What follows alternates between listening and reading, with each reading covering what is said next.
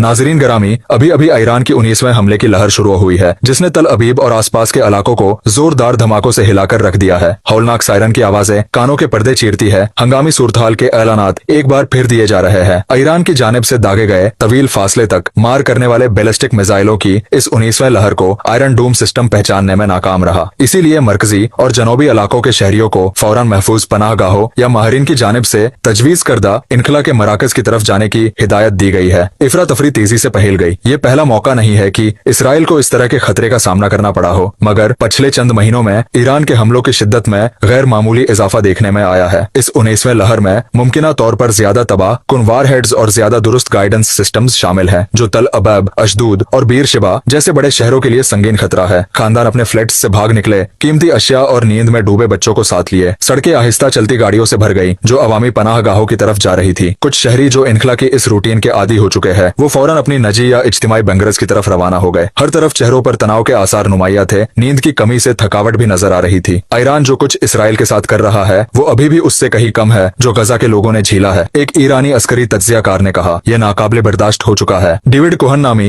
एक शख्स ने कहा, जो 2 बच्चों का बाप है और अपने 5 साला बेटे को खींचते हुए ले जा रहा था। हर चंद दिनों में हमें ये सब कुछ झेलना पड़ता है। मेरे बच्चे सुकून से सो नहीं पाते। ये सब कब खत्म होगा? उस इसराइली शहरी ने शिकवा किया। अशदूद जो एक अहम बंदरगाही शहर है, वह हालात और भी ज्यादा हौलनाक है। ईरान के पिछले मिसाइल हमले इस इलाके के अहम इंफ्रास्ट्रक्चर को निशाना बना चुके हैं, जिससे नुमाया नुकसान हुआ है। इस बार पूरे शहर के लिए इनखला का हुक्म जारी किया गया है, न कि सिर्फ किसी मखसूस इलाके के लिए। हुकूमत ने हजारों शहरियों को शुमाल की तरफ महफूज इलाकों में मुंतकिल करने के लिए बसें तैनात की और शहर को तारीकी में छोड़ दिया गया। ये एक बार बार आने वाला डरावना ख्वाब लगता है। बच जाने वाले आयरन डोम डिफेंस सिस्टम्स को फौरी तौर पर इसराइली अफवाज ने फाल कर दिया। रात के अंधेरे में मिसाइलों को रोकने की कोशिश में आसमान पर रोशनी की लकीरें नुमोदार हुई। दूर से जोरदार धमाकों की आवाजें सुनाई दी, जो कि इंटरप्शन की नाकामी की अलामत थी। हर धमाका पनाह लिए हुए अफराद में एक नई बेचैनी और खौफ को जन्म दे रहा था। इसराइली हुकूमत ने हंगामी हालात के लिए आली तरीन प्रोटोकॉल फाल कर दिया है। वजीर आजम ने मुख्तसर खिताब में अवाम से सुकून और इत्तेहाद की अपील की और ये यकीन दहानी कराई कि इसराइल हर जारहियत का भरपूर जवाब देगा। लेकिन सियासी बयानात के पीछे एक गहरी तशवीश छुपी है कि कहीं ये तनाज़ुर मुकम्मल तौर पर बेकाबू न हो जाए।